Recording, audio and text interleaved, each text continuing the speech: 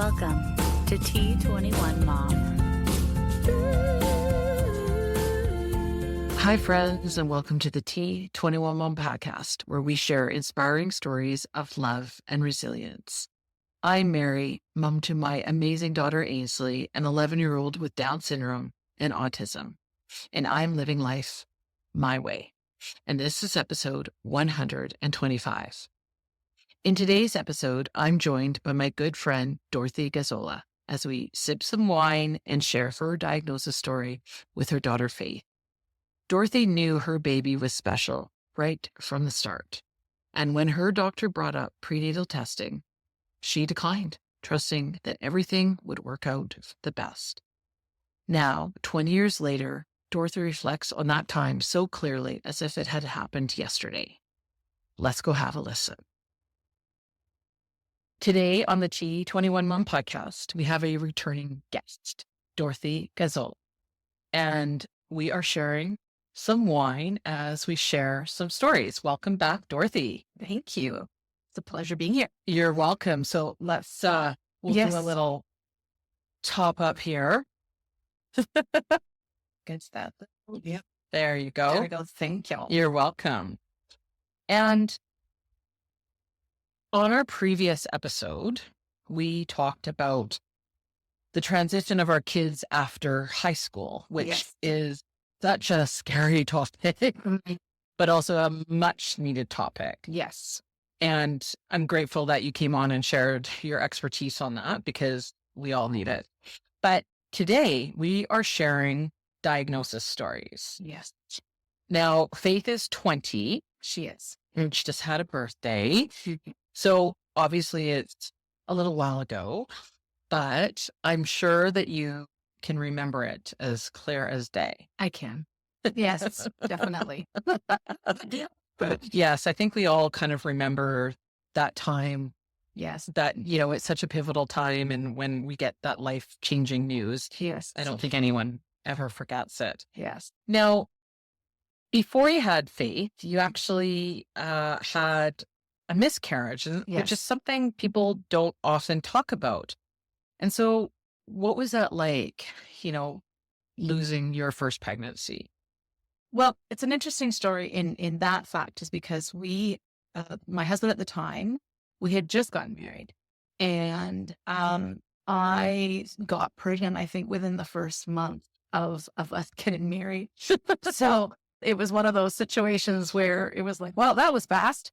But I remember when I got pregnant, I was feeling sick all the time. And I actually remember the day that I believe I felt the egg implant itself. I actually do believe I felt that because I literally was at work and all of a sudden I looked at my girlfriend and something very sharp happened. And I looked at her and I went, what was that? And she's looking at me with this look of like, what was what? And I was like, something just happened inside me and I'm not sure what that was. And she's like, oh, okay. It's like, I don't know. Just lo and behold, about a month later, I found out that I was pregnant. So I guess during the pregnancy, which was the first trimester, I had a little bit of spotting, but everything was supposedly going the way that it should. Mm-hmm. And then I cleared the first trimester and thought, yes, I'm in the clear. Now, you also have to remember, too, because I had just gotten married, I wasn't necessarily feeling like, oh, yay, great, I'm pregnant. I just got married. I just, like I wanted to enjoy my marriage. But my husband at the time was ecstatic and super happy about it. So I was like, okay. And I was thinking, okay, he's happy about this. Then, let's just keep going. Mm. So I ended up at around, I think it was within my first week of the second trimester, started spotting. And I thought, this doesn't seem right. And so we went and had an ultrasound. And actually, it's funny because when you have that experience of a miscarriage, it is it's similar to our experience with children with Down syndrome, the diagnosis that we get. It affects you in a way that you don't normally think that it's going to affect you. So they weren't able to find a heartbeat. And of course, it happened on a weekend. So they had me scheduled for the Monday morning. I went into the ultrasound. I'm watching the person who does it, and he's he's looking at the screen, and then I'm looking at my husband, and he's looking at the screen, kind of confused and everything. And then he puts the wand down, and then he looks at me and he puts his hand on my arm and he says, I want to let you know something that is not your fault. However, your child has stopped inside your tummy.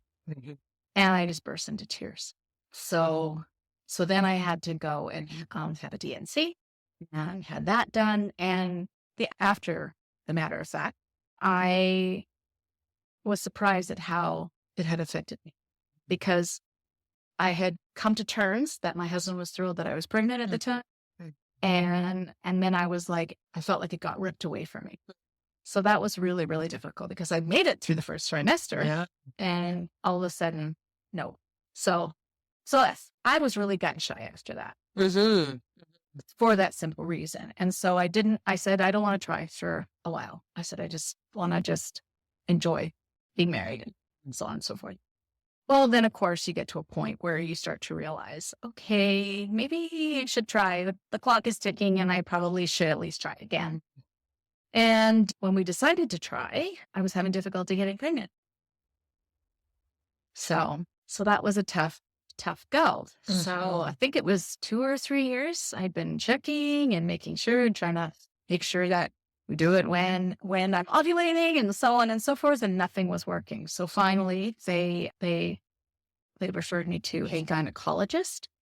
And she said, okay, so what we're going to do is we're going to, and I don't know what the procedure is called, but basically they insert dye into your fallopian tubes to see if they're blocked. Yeah. And you can only have this if you're 5 days after you've started your period. Okay. So you have to book that appointment exactly 5 days after. Not sure what the significance is of that. But anyway, so waiting for me to have my period after my last one. It's not coming. And I'm thinking, well, I'm supposed to fit. So then go get a pregnancy test, and lo and behold, it comes back positive. And sure enough, then of course the doctor confirmed it, and I was pregnant again at 37 years old. And so obviously you took a bit of a break from trying, and I hear this all the time. It's like, well, kind of when you least expect it, and then suddenly you're pregnant. Yes. And so while you were on your pregnancy journey, you saw a show, you said on Dateline, that really stuck with you. Yes. What was that story? So that story in itself I feel like that could just be, it's a whole different podcast, but it was a Dateline show. I'd had a migraine that night, and we were still trying, but nothing was happening. And I had turned the TV on, and it was Dateline. This is when Dateline wasn't just doing crime things. It was just doing, special interest stories and things like that. So it was about a family. It was an interracial couple who had found out at 20 weeks that they were carrying a child with Down syndrome, and that their child had a hole in its heart. And so then the next step was what their choice was going to be. Were they going to abort and then try again, or were they, what was going to be their plan? And because they were an interracial couple, he was Black, she was white, and he felt that this child already had so many things against it, and that maybe they should try again. She was sort of feeling that same way. And then because of the stress of it all, right, because there's only a matter of time before, during that time anyway, that was that was probably about 25 years ago. They needed to know if they were going to abort, they needed to get that done as soon as possible. Well, before they were going to give them their decision, the wife went to her mom's house and went for the weekend and had gone to the church service. And there was a visiting pastor who had this sermon that he was talking about. And he basically, the gist of his sermon was, maybe the miracle that you're looking for doesn't come the way you think it will. And I remember kind of going, oh, that's pretty interesting. Yeah, really powerful. So she took that as, I need to keep this child. But she knew she still had an uphill battle, because the husband was still sort of like, no, this is not going to turn out good for our kid. Right. And so finally, a geneticist gave the husband the number of this woman in the United States that adopted out children that were born with Down syndrome that the families didn't want and adopted it to families that would want it. So he calls this woman and he tells this woman, okay, here's the scenario. Child with Down syndrome. What are your chances of being able to adopt this child? And without hesitation, the woman answered back and said, no problem at all. He's like, really? Right? And then he goes, okay, scenario number 2. He says, child with Down syndrome, hole in its heart. What are your chances of being able to adopt this child?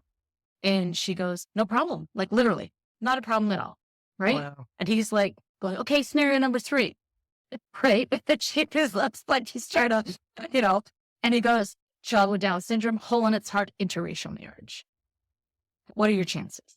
Again, no hesitation from the woman. There are people out there that would love your child. Wow. So he got off the phone with this woman and he goes, there are people out there that would love my child. And he goes, so why am I not? And that made him look at himself. And then he finally came to terms that he wanted to have to continue with the pregnancy. And this was obviously a few years before faith. But obviously this stuck with you. It did. I was supposed to be resting because I had a migraine, but I could not turn it off. Like I literally was enthralled in their story. And I remember after watching the story, talking about it with my friends and what would you do in this situation if this happens? For 6 months, it was like in the forefront of my mind. Wow. Yeah. So fast forward a little bit, you're excitingly pregnant. You found out you're pregnant. Yes. Now, as I just recently found out, you're actually adopted. I am. So do you think you felt any different that you were pregnant, that your baby was going to be a part of you? I mean, I guess it's a little bit difficult to answer that, but I've heard this from other people who've been adopted that, when they have a child, it's almost like a full circle. Oh, honestly, it truly is. And it's a situation that other people probably don't understand until they've had their own, because being adopted, even though you've been raised in a family that loves you, you still have that of there's a family that didn't want me. So do you know what I mean? Like you have to come to terms with that. And in my journey of life, I was able to actually get connected with my birth family and found out all the scenarios. Like a lot of things got answered. Like I remember thinking, why do I do this? And nobody else in my family does this. And why? But when I met my birth mom and we exchanged stories, our lives were parallel. Like it was amazing how much our lives had paralleled with each other. So yeah, it's that in itself is another thing that could just another pod because there's just so many layers and so many factors to it. So knowing my mom, I had explained to my birth mom that apparently as a child, I was very miserable. And of course, my family told me that, that's a baby. So, and she actually piped up and said, well, there's probably a very good reason for that. And I said, do tell. Yeah. So she had mentioned that during her pregnancy with me, she was under a lot of stress and she was a nanny for this family where the mother was quite apparently not very kind and treated her not very well. And so she had the stress of this family and then the stress of the fact that she was giving this child up, that she found out that she was pregnant, so on and so forth. So she had said that would make complete sense, that why you always cried all the time as a child. So I knew from that experience for my own healing as an individual, what had happened. Because of course, we find out now later down through the years that research shows that the child feels everything that the mother feels. So there's that in my head as I. Oh.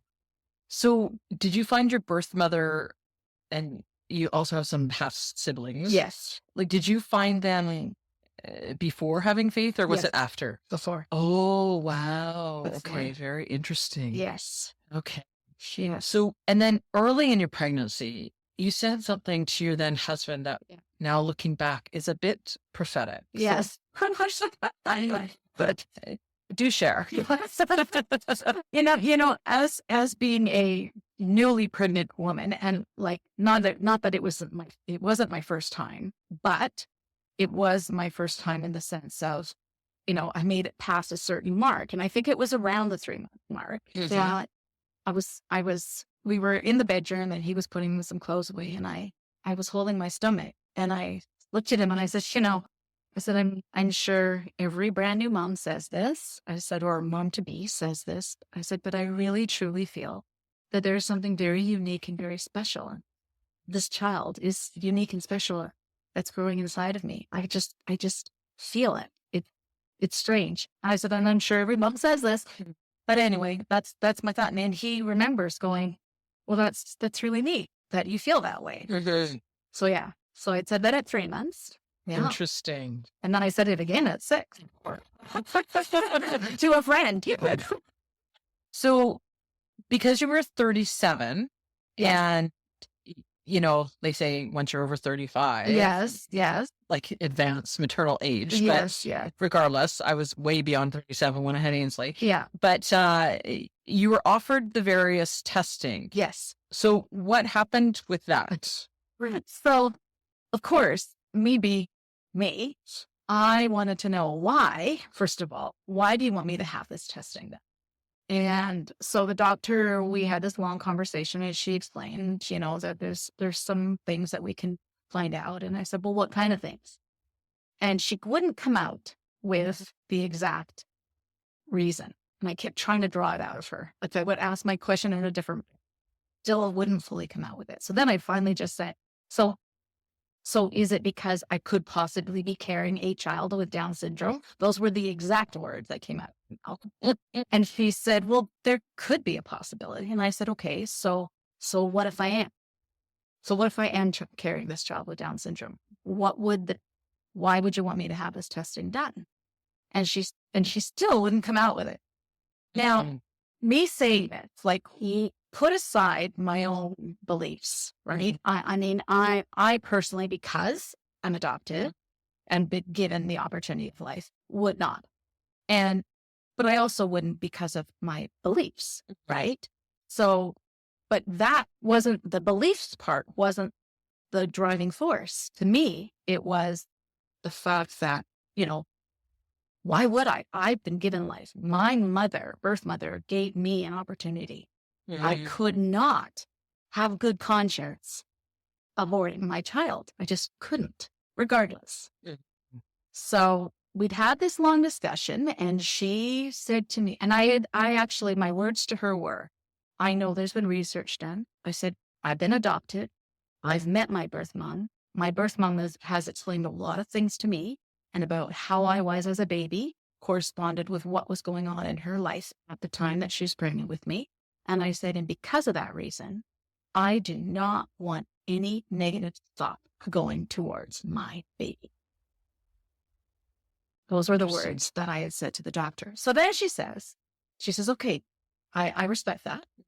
And then she says, okay, but she says, wouldn't you want to be prepared? And I thought to myself, well, I said, yeah, in a perfect world, I would want to be prepared. I said, but we don't live in a perfect world. And I said that if I am carrying a child with Down syndrome, I'll cross that bridge when I get to it. Those were my words to the doctor. Wow. Yeah. Wow. Again, very prophetic. And so how was your pregnancy? Your first pregnancy where you miscarried, you were quite sick in the first trimester. Yes. Was it challenging, difficult? Was it easy? Well, here's the funny thing. It was very different from my first pregnancy. So with my first pregnancy, yes, I felt sick all the time. I never felt sick once with being pregnant with Faith. In fact, I had people telling me that, wow, you're glowing. Like people would literally say that to me. And I loved being pregnant. Same. I did. I loved being pregnant. Yes. Yeah. And I did spot at the very beginning. So of course, because of the fact that I'd miscarried before, they got me in right away. Everything was fine. And they said that there was a heartbeat. Here's another thing that they always said. Very strong heartbeat that this kid has. They would say that every single time that they would hear when they would put the The little, ultrasound. yes, or even just to hear, right? Like whenever Wow. you go see the doctor. So yeah, I thought that was good, interesting. So here I am thinking, oh yeah, Yeah, it is everything's good. great, Yeah. everything's fine, and it's good, and everything is fine. But like you're not thinking that any of these things. Oh, obviously. No, Yeah. no Yeah. one's expecting that. I was talking with another mom about, what they have those NIP tests now. Yes. Well, she'll do it just to find out the sex of the baby. Yes. They're not thinking they're going to find anything else out. Yes. And in lots of cases, Yes. that's how people find out. Yes. And I mean, and that's the reason why I didn't want to have the testing. I didn't, because I'd miscarried before. I thought there's no chance. And because it took us so long to get pregnant, I had said, I just don't want to risk it. Of course. At all. Of course. Yeah. Yeah. That's totally understandable. Yeah. Now, you go into labor at 38 weeks, so she's Yes. fully cooked. Yes. And when Faith was finally placed in your arms, what was that like for you, and what did you think? So when they brought her over to me, of course, all the love in the world, Right. I'm looking at her, and the church that I go to has a couple with Down syndrome. They're married. And the first thought that went through my head was, oh, she looks like Arnold and Yancey. And then it was like all the stuff started happening in the room. Now, I pushed solid for 2 hours straight. Like I was exhausted by the end of it. And I could sense that there was something going on, but I was trying to figure out what that was. And then all of a sudden, the doctor comes over to me. Now, this is not a doctor in the maternity clinic that I had actually had an opportunity to meet face to face. She was brand new. And she immediately says to me, you didn't have the testing done. And I'm looking at her. Now, I'm just pushed for 2 solid straight hours. I was like, my mucus plug came out at 8 o'clock in the morning. And this is now like 1 o'clock a.m. the next day, right? And she says to me, you didn't have the testing done. And I'm looking at her and I'm thinking in my head, I'm going, first of all, why do you sound so surprised? Should you not have known that before you came in to deliver my baby? Like these are the things that are going through my head, right? And so I look at her and I say, no, I didn't. And then she says, well, there's a concern that she might have Down syndrome. She said it like that. And I'm like looking at her, and then because I pushed for 2 solid hours and I'm just physically exhausted, I'm thinking in my head, so like, what? Do you want to put her back? Like I'm trying to, these are the things that are going through my head. And then I'm thinking, okay, just look at her and just very matter-of-factly answer her. And I said, okay. And then she just looked at me with this kind of strange look. And then she says, well, we're going to have to get some things. We're going to have to get a specialist in. I said, do what you got to do. You did that 20 years ago. I know. But, I'm speechless. But I don't think necessarily a lot has.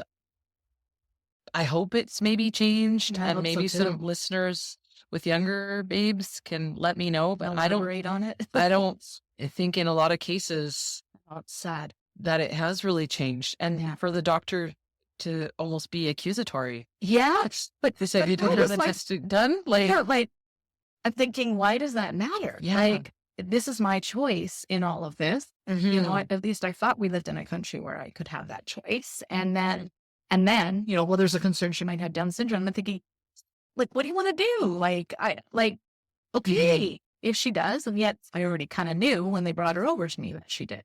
Wow. Yes, because I had a prenatal diagnosis, and I remember one of the genetic counselors, and I always found that they were the worst because I was a single mom by choice. I think they were incredulous that a single mom by choice would even want a child with Down syndrome. But I remember one of them saying, because I said, look, the termination isn't on the table. Yeah. Because it was always being brought up, and I couldn't stand it. And one of them even had the audacity to ask me, is it for religious reasons? And I said, does that even matter? Why does that matter? Yeah. Right. And I just thought, gosh, so, oh my gosh. So they bring over your beautiful newborn baby. Yes. And you hear from this ignorant doctor, really, saying that she likely has Down syndrome. And they're often so full of doom and gloom. Yes. what was it like hearing that news? You So, tried so long to get yes, pregnant, yes, and then you have this beautiful baby in your arms, yes, and then you hear, oh, your baby most likely has Down syndrome. yeah. Well, it was interesting because they said they had to get a specialist in. So the specialist came in that next morning, like I think around 9 o'clock in the morning. But that whole night, I was already head over heels in love with her. Like I literally, like I remember all I would do was just stare at her and I'd fall Aw. asleep staring at her. Aw. And every time the nurse would come in and check on her, I'd wake up and they'd go, we're just, and I'm like, no problem. And then I'd look at her again like this and then I'd Aw. just fall asleep. So it was a beautiful night, the night that she Yeah. was born.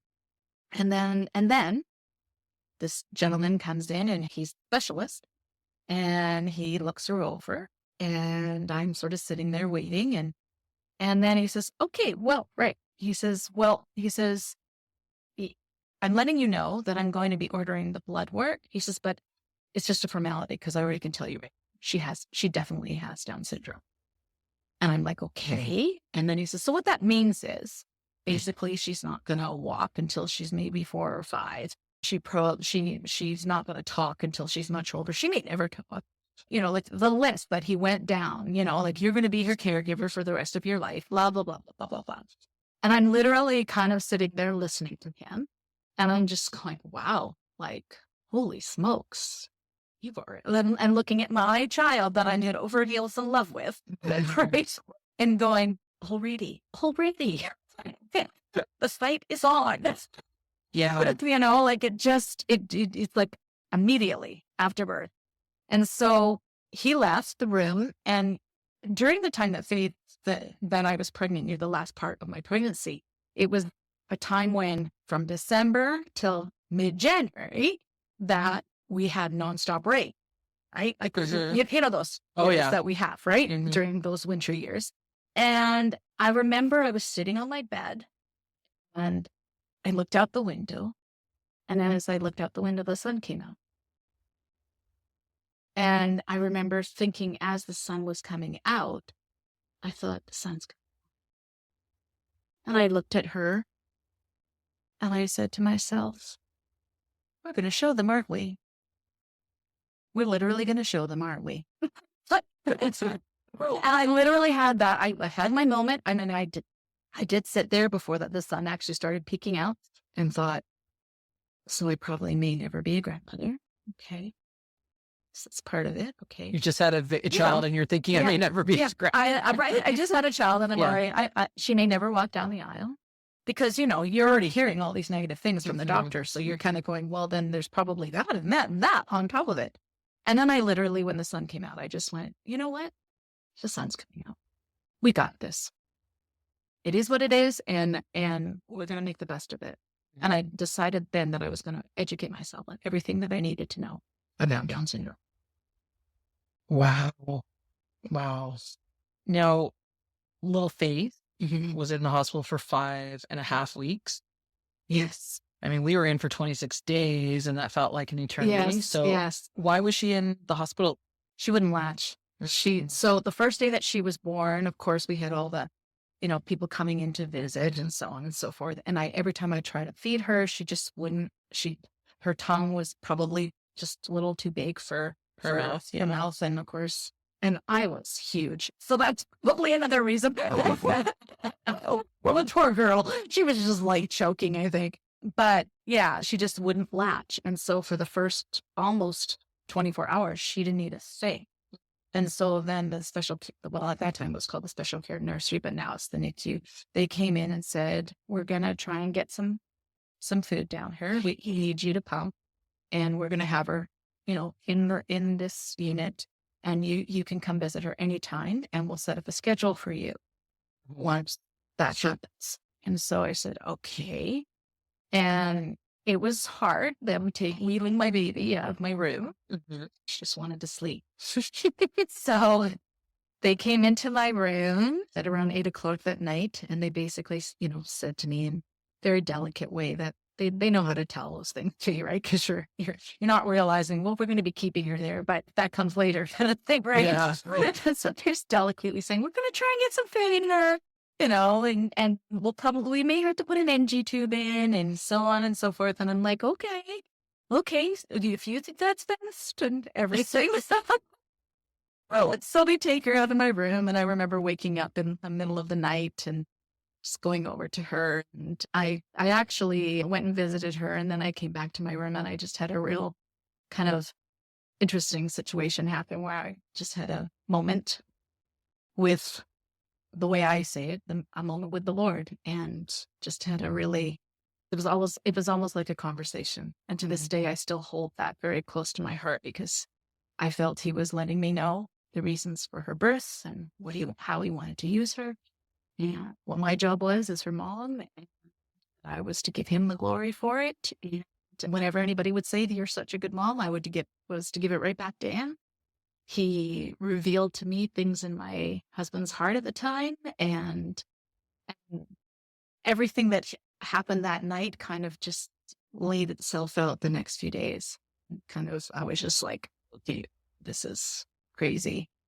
So yeah, it was actually, never had an experience prior to that like that, and I haven't had one like that since. But I do feel that it was something to help me to know that I was in the right place and it was going to be okay. Amazing. Yeah. Now, you had an interesting conversation with your primary doctor after Faith was born. Can you tell me a little bit about that? Yes. So what ends up happening is she's in the NICU. The doctor came to me, I think it was, so she was born on the Friday, early Saturday morning. The doctor comes to me on Sunday and says, so how do you feel about going home? And I burst into tears, and she says, oh no, we can wait till Tuesday. And I said, no, why are we delaying the inevitable? I'm still going to have to go home on Tuesday, and I still have to leave my baby here. So, emotions that are going through your head. So they set me up with this schedule that I would go in at 8:30 in the morning to the NICU. I would try to get her to latch. If I couldn't get her to latch, then I would give her a bottle, which would take her 45 minutes to try to even get down. So then, because 45 minutes had gone by and the bottle was still not fully used, they would then put the rest of it into the NG tube, and and then I would go pump in the back room. And then, so that there was food for her later, well, I'd go back home to rest. And I did this 3 times a day, 8:30, 2:30, 8:30. It was during one of the times, I think it was one of the mornings, the doctor that I'd had that long conversation with about why I wasn't going to be having the testing comes in, and she sits down across from me, and I'm holding Faith and I'm deep. And she looks at me and she goes, how are you doing? And I looked at her, and I looked her straight in the eye, and I said, I'm crossing the bridge.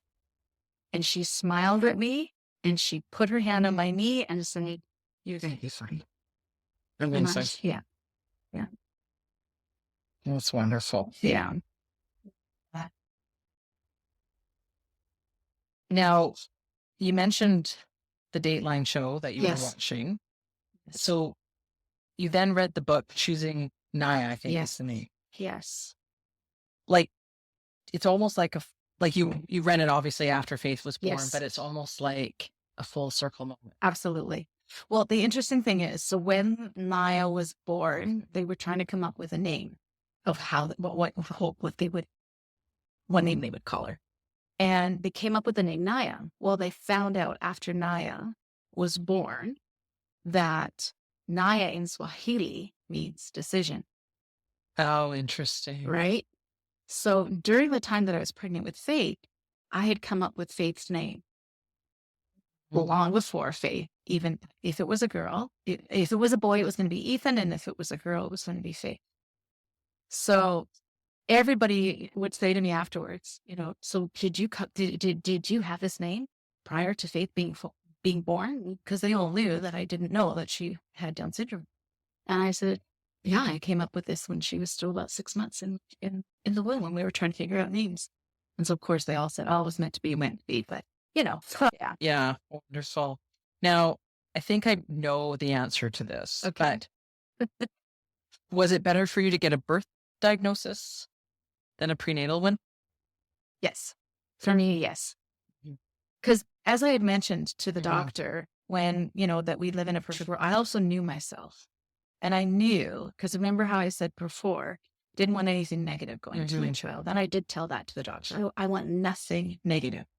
So I know myself. If I got a prenatal diagnosis of Down syndrome, I'd be worrying for the next 6 months until the child was born, whether or not I'd be a good parent or not. I didn't want anything negative going towards her. So I made sure throughout my whole pregnancy that I stayed in good spirits, that I was, doing good things to myself, taking good care of myself, because I wanted this child to have nothing negative come towards it.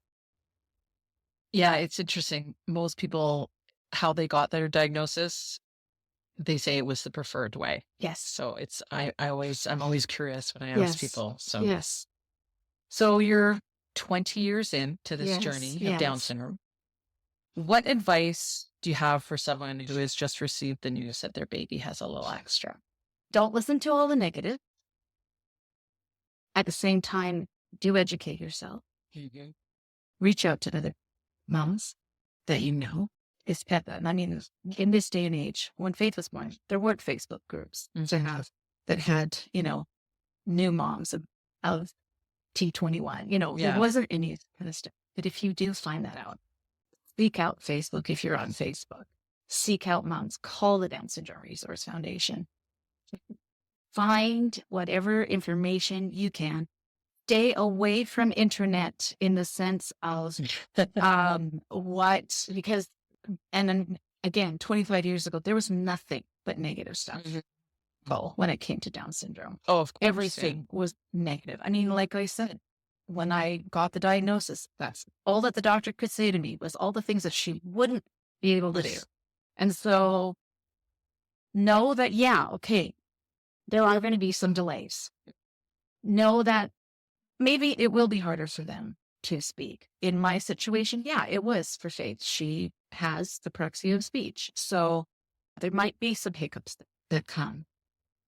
But your outlook on how, don't fall into the trap of the narrative of the negative. Because, and I'm not saying it's all roses either. No. But the great thing is, there are so many beautiful things that have happened in my life that I would never have happened if I didn't have a child with Down syndrome. And she has made me not only a better parent, but a better person. And I owe it to her because she's challenged me in areas that I probably would never have challenged myself.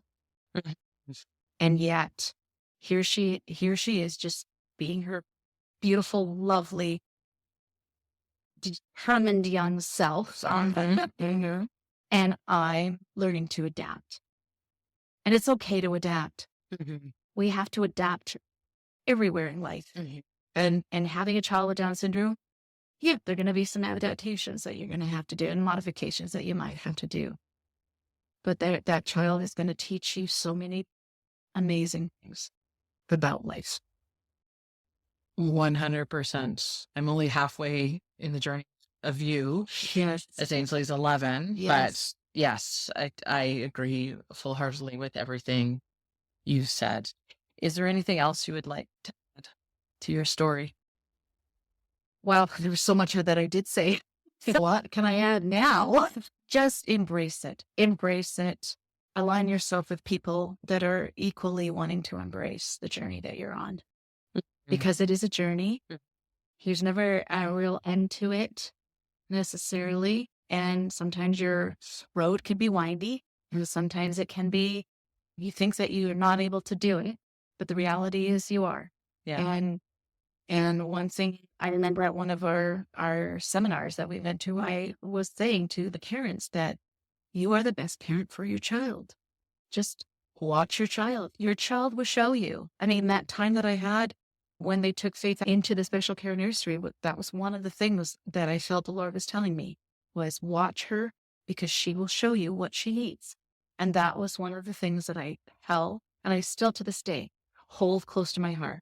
If she's done something that I don't understand why she's done it, I need to really hone in and figure out there's a reason, because everything with my daughter, anything that she's done, there's a reason why she's done it. Do you know what I mean? Yeah. Like, Oh, yeah. and it can be something that I may never know what it is. Or it could be as simple as, like, I had a situation just recently, and we were in Las Vegas. She had her hands underneath the railing and she went, ew, sticky. And my reaction was, oh, and we were with family members. And then shortly after that, she was acting very strange with me. And I realized she was embarrassed. I had embarrassed her. Oh. Oh. And I realized afterwards, okay, so I'm still learning. And be okay with yourself. Don't beat yourself up. Do not beat yourself up. Okay. That's the most, if anything, yeah, you're gonna have moments where you're gonna cry, where you're just gonna let it all out. But don't beat yourself up because you are doing the best that you can. And know that. Thank you. I know I need to hear that because I do beat myself Yeah. a lot. We all do. Oh, I know. Oh, well, Dorothy, thank you so much for coming on and sharing your story about your beautiful daughter, Faith. And, Thanks, baby. oh, yes, you're more than welcome. And let's get back to the wine. Yes. It's such good wine. Cheers. And to our daughters. To our daughters. You gotta have faith. Dorothy's daughter's name is so apropos. Imagine initially telling your doctor when you decline prenatal testing that you will cross that bridge when you get there, never actually thinking you would come upon that bridge. And then later telling that same doctor that you were literally crossing that bridge. There were so many little prophetic nuggets throughout Dorothy's pregnancy, and I just loved how 20 years later, she remembers it all so vividly. And when Dorothy shared that so many beautiful things have happened in her life that would never have happened if she didn't have a child with Down syndrome. And I know I feel the same way. It's not without its challenges for sure, but there is so much beauty to be found in this life. And I also really love that Dorothy said, align yourself with people that are equally wanting to embrace the journey that you're on. And Dorothy, I'm so glad that I found you.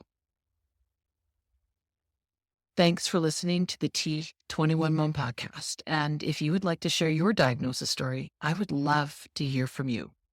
You can send me a message on my website at T21Mom.com, or you can even leave a little voicemail, or you can just say hi. Let me know how you're enjoying these stories. I would love to hear from you. So keep on loving on your rockin' kiddos, and I'll see you next time.